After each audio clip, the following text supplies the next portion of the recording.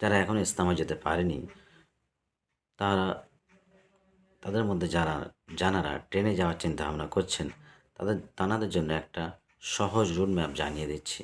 বিশেষ করে ডায়মন্ড হারবার লাইনের যে সমস্ত সাথীরা যেতে চাইছেন বিশ্ব ইস্তামা থেকে, ডায়মন্ড হারবার থেকে সকাল 4:40-এ একটা ট্রেন ছাড়ে।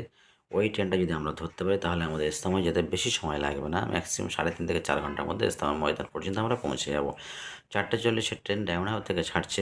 এবার ডায়মন্ড হারবার রুটে যে কোনো স্টেশন থেকে যে সাথীরা উঠবেন, তারা যেখান থেকে উঠছেন সেখান থেকে সিপাহীচণ্ডী পর্যন্ত একটা টিকিট কেটে নেবেন। ধনিয়াখালীর পরের স্টেশন সিপাহীচণ্ডী, যে স্টেশনে আমরা নামবো সেই পর্যন্ত একটা টিকিট কেটে নিলে টিকিটের ঝামেলা থেকে আপনারা মুক্ত হয়ে গেলেন সম্পূর্ণ ইস্তামা পর্যন্ত। তাহলে 4:40-এর ট্রেন ডায়মন্ড হারবার থেকে ছাড়ছে, সেই ট্রেনটা 6:20 নাগাদ শিয়ালদায় ঢুকবে এবং শিয়ালদা থেকে 6:45-এ ডানকুনি লোকাল আছে। এই 6:45-এ ডানকুনি লোকালটা আমরা ধরে নেব এবং 7:25-এ ডানকুনিতে সেই ট্রেনটা পৌঁছাবে। এবং ডানকুনি থেকে নামার সঙ্গে সঙ্গে ট্রেন আছে 7:31-এ হাওড়া থেকে বর্ধমান লোকাল। তো ওই ট্রেনটা ধরে নেবো সঙ্গে সঙ্গে, ওটা পরপর ট্রেন আছে। তাহলে ওই ট্রেনটা আমাদের 8:20 নাগাদ ধনিয়াখালী হল্ট এই স্টেশনে পৌঁছে দেবে। আমরা নামবো ধনিয়াখালী হল্টে।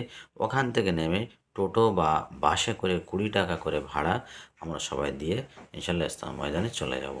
এটা সবথেকে সহজ রুট এবং এই ট্রেন 4:40-এ ডায়মন্ড হারবার, এই ট্রেনটা ডায়মন্ড হারবার থেকে শিয়ালদা, এই ট্রেনটা ধরলে কোনো বেশি দেরি হবে না, খুব তাড়াতাড়ি ইস্তামা ময়দানে পৌঁছে যাবে ইনশাল্লাহ। আমরা সবাই এই ভিডিওটাকে শেয়ার করার চেষ্টা করব। যারা এখনও পর্যন্ত ইস্তামাতে যেতে পারেননি তাদের এই ভিডিওটা খুব কাজে লাগবে। বিশেষ করে ডায়মন্ড হারবার থেকে যারা যাচ্ছেন, ডায়মন্ড হারবার এরিয়া থেকে যারা যাচ্ছেন তাদের জন্য খুব সুবিধা।